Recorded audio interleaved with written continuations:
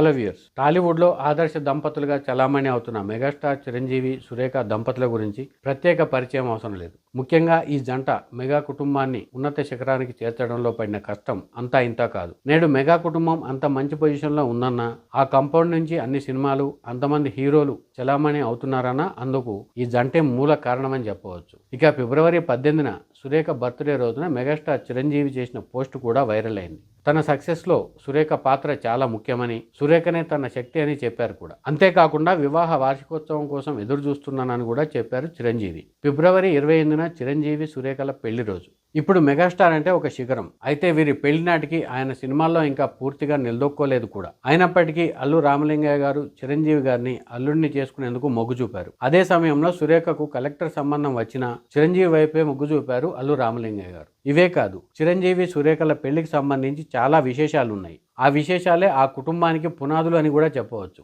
అదే సమయంలో చాలా మందిని సన్మార్గం వైపు నడిపించేందుకు కూడా ఉపయోగపడతాయి. ఈ నేపథ్యంలో చిరంజీవి, సురేఖల పెళ్లి విశేషాలు తెలుసుకుందాం. చిరంజీవి, సురేఖల పెళ్లి 1980 ఫిబ్రవరి 20న చాలా సింపుల్గా జరిగింది. పెళ్లి నాటికి చిరంజీవి ఇంకా పూర్తిగా నిలదొక్కోలేదు. కెరీర్ ప్రారంభంలో మన ఊరి పాండవులు సినిమాలో చిరంజీవి 5గురు కుర్రాళ్లలో ఒకరిగా నటించారు. ప్రాణం ఖరీదు సినిమా తర్వాత ఈ మూవీ రిలీజ్ అయింది. ఇక మన ఊరి పాండవులు సినిమాలో విలన్ రావు గోపాలరావు గారి మేనలుడుగా నటించారు. ఇక విలన్ అసిస్టెంట్ అంటే రావు గోపాలరావు గారి అసిస్టెంట్గా కనెక్షన్ కనకయ్య పాత్రలో అల్లు రామలింగయ్య గారు నటించారు. ఈ సినిమాలోనే చిరంజీవి గారి హార్డ్ వర్క్ను చూశారు అల్లు రామలింగయ్య గారు. చిరంజీవి వ్యక్తిత్వాన్ని అప్పుడే అంచనా వేశారు. తన పని తాను చేసుకుపోవడం, సెట్స్లో ఖాళీ సమయంలో పక్కకు వెళ్లి డైలాగ్స్ ప్రాక్టీస్ చేయడం వంటివి చేసేవారు చిరంజీవి గారు. ఇతరత్ర స్నేహాలు కూడా ఏమీ లేవని అల్లు రామలింగయ్య గారికి అప్పుడే అర్థమైంది. ఆ తర్వాత తయారమ్మ బంగారయ్య సినిమాలో వీరిద్దరూ కలిసి నటించారు. అప్పటికే వీరు 3 సినిమాల్లో కలిసి నటించడంతో కొంత పరిచయం ఏర్పడింది. ఆ సమయంలోనే మూవీ షూటింగ్ అయిపోయిన తర్వాత తన ఫ్రెండ్ అయిన బి సత్యనారాయణను ఆయన పెదనాన్న ఇంట్లో దింపడానికి వెళ్ళాడు చిరంజీవి గారు. బి సత్యనారాయణ గారి పెదనాన్నే అల్లు రామలింగయ్య గారు. అప్పటికి అల్లు రామలింగయ్య గారు ఇంట్లో లేరు. అయితే బి సత్యనారాయణ గారు చిరంజీవి గారిని కాఫీ తాగి వెళ్లాలని ఆహ్వానించారు. దీంతో చిరంజీవి గారు అల్లు రామలింగయ్య గారి ఇంట్లోకి వెళ్ళాడు. అక్కడకు ఒక అమ్మాయి కాఫీ తెచ్చిచ్చింది. ఆ అమ్మాయే సురేఖ. అప్పటికి చిరంజీవి గురించి చాలా మందికి పెద్దగా తెలియదు. ఇక కాఫీ తాగి చిరంజీవి గారు వెళ్ళిపోయిన తర్వాత ఆ అబ్బాయి ఎవరు అని వాళ్ళ అన్నయ్యను అంటే బి సత్యనారాయణ గారిని అడిగిందట సురేఖ గారు. ఇక సురేఖ గారి ప్రశ్నకు సత్యనారాయణ గారు స్పందిస్తూ మన ఊరి పాండవులు సినిమాలో నటించాడు, మంచి అబ్బాయి అని చెప్పారట. ఆ తర్వాత సినిమా షూటింగ్ పనులతో బిజీగా ఉన్నారు. అయితే తయారమ్మ బంగారయ్య సినిమా షూటింగ్ కోసం యూనిట్ అంతా వేరే ప్రాంతానికి వెళ్లాల్సి రావడంతో అందరూ ట్రైన్ జర్నీ చేస్తున్నారు. అల్లు రామలింగయ్య గారు చిరంజీవితో పాటు మరికొంతమంది అక్కడే కూర్చున్నారు. ఓ సందర్భంలో అల్లు రామలింగయ్య గారు చిరంజీవి గారిని పిలిచి అబ్బాయి మందేమైనా వేస్తావా అని అడిగారట. దీంతో చిరంజీవి గారు మాట్లాడుతూ నేను ఆంజనేయ స్వామి భక్తుడినని, మందు తాగనని చెప్పారట. అప్పుడే అల్లు రామలింగయ్య గారికి చిరంజీవి గారిపై ప్రత్యేక అభిమానం ఏర్పడింది. ఇక సినిమా షూటింగ్ బ్రేక్ టైంలో అక్కడున్న వారిలో చాలామంది అమ్మాయిలు, అబ్బాయిలు కలిసి మాట్లాడుకోవడం, సరదాగా ముచ్చటించుకోవడం చేస్తున్నారట. కానీ చిరంజీవి గారు మాత్రం తన నెక్స్ట్ సీన్ కోసం పక్కకు వెళ్ళి ప్రాక్టీస్ చేస్తున్నారు. అప్పుడే హార్స్ రైడింగ్ కొత్త కావడంతో హార్స్ రైడింగ్లో మెలకువలు కూడా నేర్చుకుంటున్నారట. అప్పటికే చిరంజీవి గారి వ్యక్తిత్వాన్ని గమనించిన అల్లు రామలింగయ్య గారు తన కుమార్తె అయిన సురేఖను చిరంజీవి గారికి ఇచ్చి వివాహం చేస్తే ఎలా ఉంటుందనే ఆలోచన వచ్చింది. వాస్తవానికి అప్పటికి అల్లు రామలింగయ్య గారు ఇండస్ట్రీలో అందరికీ కావాల్సిన వ్యక్తిగా గుర్తింపు తెచ్చుకున్నారు. ఆర్థికంగా నిలదొక్కున్నారు కూడా. ఆ సమయంలో అల్లు రామలింగయ్య గారు చిరంజీవి గారితో పోల్చితే అటు కెరీర్ పరంగా ఇటు ఆర్థికంగా చాలా ముందున్నారు. కానీ తన కుమార్తెను మంచి అబ్బాయికి ఇవ్వాలనే ఉద్దేశంతో చిరంజీవి గారిపై ఆసక్తి చూపించారు. ఇదే విషయాన్ని అల్లు రామలింగయ్య గారు తన కుమారుడైన అల్లు అరవింద్తో తన బంధువు కెమెరామెన్గా పనిచేస్తున్న జయకృష్ణ గారితో చెప్పారట. అప్పటికే సురేఖకు పెద్ద పెద్ద సంబంధాలు వస్తున్నాయి. అప్పట్లో కలెక్టర్ సంబంధం కూడా వచ్చింది. దీంతో కొంతమంది బంధుమిత్రులు అల్లు రామలింగయ్య గారితో మాట్లాడుతూ కలెక్టర్ సంబంధం రావడం అంటే అంత చిన్న విషయం కాదని, కళ్ళు మూసుకుని ఒప్పుకోవాలని సలహా ఇచ్చారట కూడా.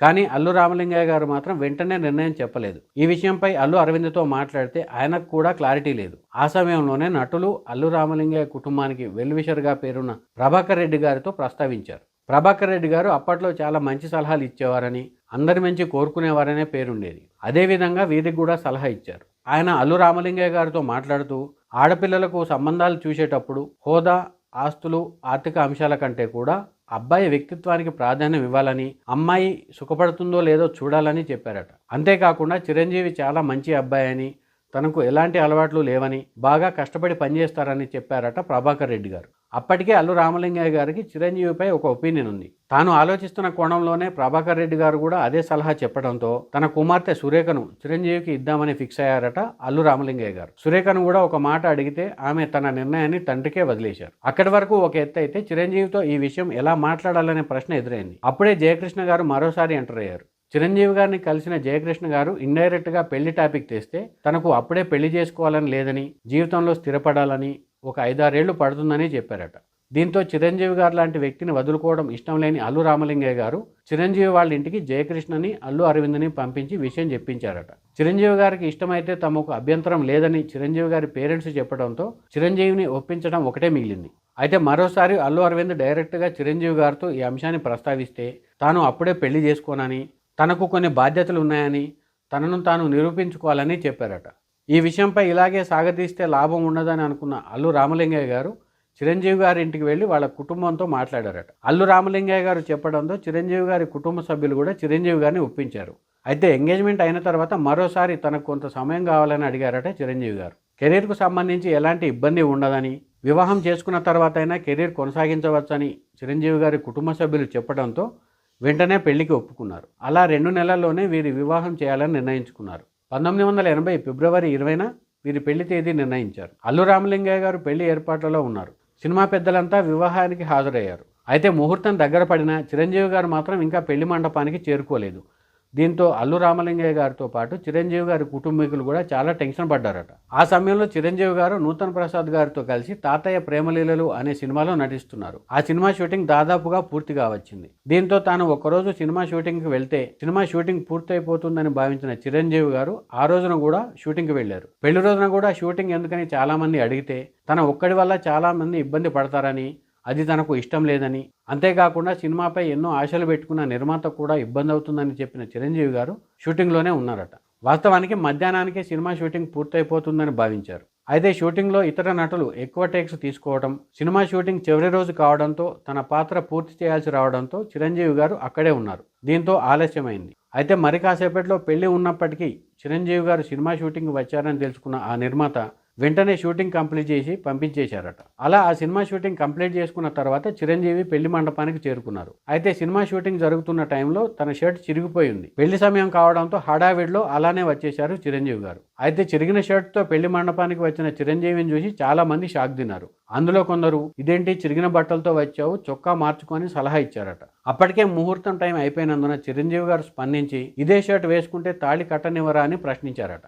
అలాగని ఆయన సీరియస్గా కూడా జవాబు ఇవ్వలేదు. అంత ఒత్తిడిలోనూ సరదాగా నవ్వుతూ సెటైరికల్గా మాట్లాడారట. అలా చిరిగిన చొక్కానే వేసుకుని సురేఖ మెడలో తాళి కట్టారు మెగాస్టార్ చిరంజీవి గారు. ఇక పెళ్లి సందర్భంగా అల్లు రామలింగయ్య గారు తనకు చెప్పిన మాటలను గతంలో ఇచ్చిన ఓ ఇంటర్వ్యూలో గుర్తు చేసుకున్నారు చిరంజీవి గారు. తన పెళ్లి జరిగేటప్పుడు అల్లు రామలింగయ్య గారు మాట్లాడుతూ, బాబు నువ్వేమో కొంచెం స్పీడు దూకుడు గల మనిషివి, కానీ మా సురేఖ అలాంటిది కాదు. మా ఇంట్లో అరవింద్, భారతి, వసంత అందరూ మొహానే ఉన్నదున్నట్టు మాట్లాడతారు, కానీ సురేఖ నెమ్మదస్తురాలు, ఏ విషయం కూడా బయటకు చెప్పుకునే టైప్ కాదు.